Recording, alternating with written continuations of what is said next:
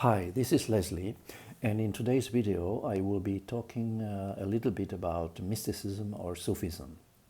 I will be using these two terms interchangeably, although perhaps a case could be made that they do not mean quite the same thing. Now, Sufism is a very important strand in the development of the Islamic thought and the Islamic religion.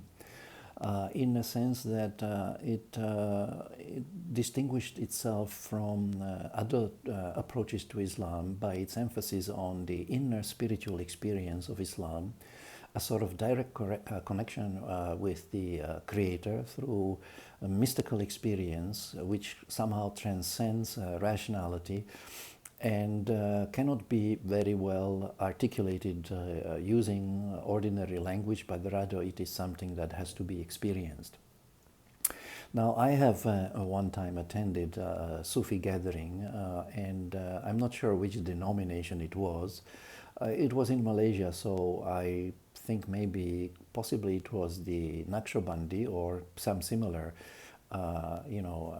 strand of Muslims. But one thing I noticed about this gathering was that, of course, on the one hand, the people were very nice and very polite and everything. But then we started to recite the Fatiha. And I noticed one very interesting trait, which is that the speed of the recitation was slowly increasing. Now, in the Quran, we are advised to recite the revelation in a kind of steady manner, neither too fast nor too slow.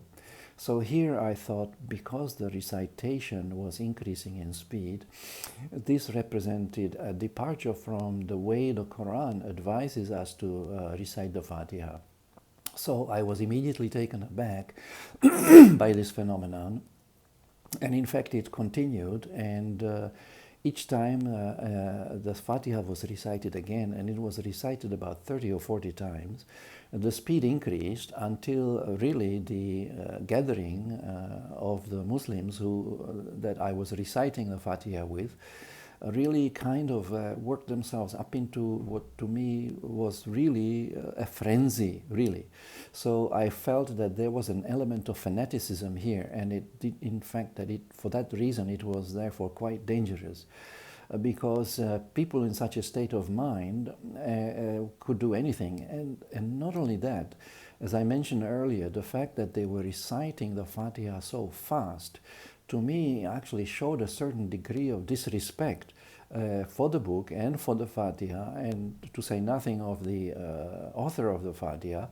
I thought really that it was quite inappropriate, and I decided to sort of distance myself from this particular group of people, because I don't believe that they have a proper understanding of Islam. They are somehow using it to work themselves up into a frenzy, and it reminded me of what they were doing reminded me of the whirling dervish who also works himself up into a frenzy, and his mind essentially loses control over his actions, and he completely gives himself up to this near fanatical experience, a feeling of some kind of ecstasy.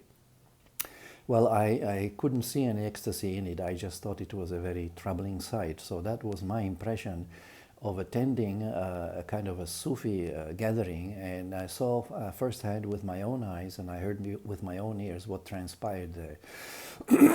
Someone, in fact, informed me that this particular sect, whichever it was, and as I said, I couldn't be sure which one it was, that this particular sect was in fact either discouraged or perhaps even banned in Malaysia. I'm not sure which is which. So, but apart from that, the point I would like to make about Sufism or mysticism, although people do say that the Islam that came to Malaysia was brought by traders, and that many of these people were Sufis, and that perhaps the reason for this manifestation of Islam that I have personally witnessed here perhaps has its roots in these early beginnings of Islam in Malaysia. However, as I mentioned earlier, there are other sort of manifestations of religiosity One is, of course, the so-called Salafi group, which counsels returning to the Quran and Sunnah. Another group are the Quranists, who also counsel a return, but only to the Quran and not really to the Sunnah, which they consider to be, or I should say, not to the Hadith, which they consider to be unreliable. And these people also differentiate between the Sunnah and the Hadith by asserting that actually the Sunnah of the Prophet, peace be on him, was to follow the Quran. It was not to follow any Hadith, because, of course, they did not exist in his time, at the time of the Prophet, peace be on him, but were added subsequently and authored by many different people. And the collection of the hadiths, or the traditions of the Prophet, peace be upon him, was made possible by was essentially a compendium of narrations from many, many different sources of varying degrees of reliability. And moreover, the Quranists assert that since these narrations are not verbatim, but rather they are the paraphrases of the words of the Prophet, peace be on him, for that reason alone, they cannot be taken very seriously or taken as reliable. Of course, in addition to these arguments, the Quranists also point out that the Quran itself prohibits adding anything to revelation, and this is found in Surah 69, Al-Haqq, in verses 44 to 47, where the Prophet is explicitly prohibited from adding anything in Allah's name to the revelation that he received, the revelation in the form of the Quran. I might add also that there are some traditions in which the Prophet himself apparently prohibited the collection and the writing down of his traditions for fear that they could be mixed up or confused with the revelation of the Quran. Now, this prohibition was eventually relaxed, but apparently not by the Prophet himself, but rather by some people that came quite some time after the Prophet, and they are the ones who apparently relaxed the prohibition on the transmission and collection of the traditions, and that is how this whole body of writing had its beginning. Now, of course, in addition to the Salafis and the Quranists, we also have the mainstream Sunni Muslims who generally follow one of the four schools of thought. And of course, depending on which school of thought they follow, they have slightly different interpretations of the Sharia. Although in some areas they seem to agree, for example, all four schools of thought agree that adulterers have to be stoned to death and that apostates have to be killed. Now here, I don't see very much difference between the so-called four different schools of thought. They do not appear all that different, actually. They appear to be part of the same school of thought, and indeed, they are generally classed under the group of the people known as the Ahl Sunnah wal Jama'ah, the people of the Sunnah and the tradition of the Prophet and the congregation. So these are basically the main groups of Muslims that we encounter today. Of course, in addition, we have also people that are sometimes referred to as the modernists or the liberals, and of course among them also, among the different groups that we discern in the wide spectrum of Islamic sort of denominations, we also find the mystics or the Sufis and Sufism. So what I would like to emphasize about mysticism is that it, in a sense, was the other side of the coin, where the first side of the coin we have explored in some length in a few of the previous videos. And that first side was the rejection of reason or rationality on the grounds that it was basically a kind of form of impiety or even kufr if a person used his reason or rationality to understand revelation.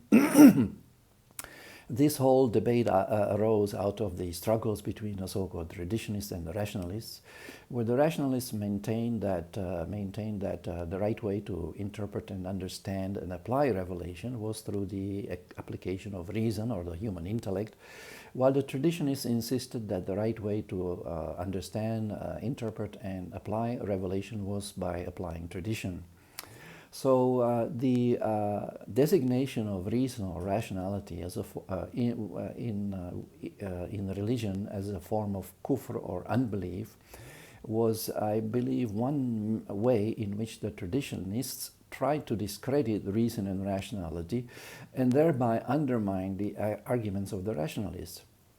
Of course, any Muslim who believed that the use of reason to understand revelation was a form of unbelief, any Muslim who believed that would definitely want to stay away from being perceived as one who uses his reason, and he would essentially abdicate his reason in favor of tradition and perhaps even in favor of mysticism. And here's where mysticism, as it were, comes in.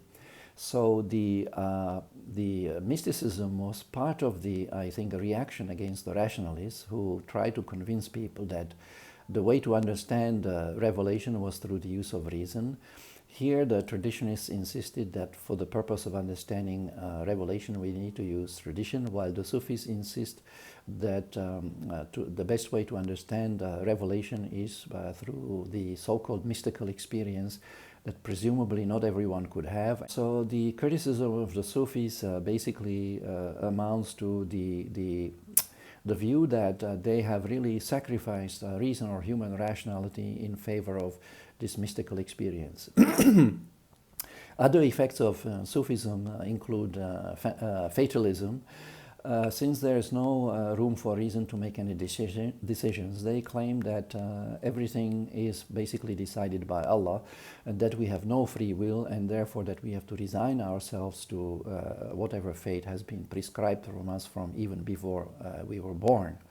So now I think this is a very problematic assertion, because Revelation teaches very clearly that we have choice to choose between right and wrong, and that we need to use our reason to understand these alternatives and to make the right choice based on our knowledge of revelation. Indeed, the very knowledge of revelation, it seems to me, would be very hard to acquire without the use of reason. How else can anyone acquire any knowledge if they do not use their reason? In fact, even to utter a single word or to entertain a single thought, you need some use of your reason or your intellect. But the proponents of mysticism insist that no, this is not necessary. Reason cannot really comprehend the truth, and that we need to rely on this so-called mystical experience. Now, I don't deny that reason is not enough to gain complete knowledge. I do agree that there is some room for intuition. So the Sufis have a point to a certain extent.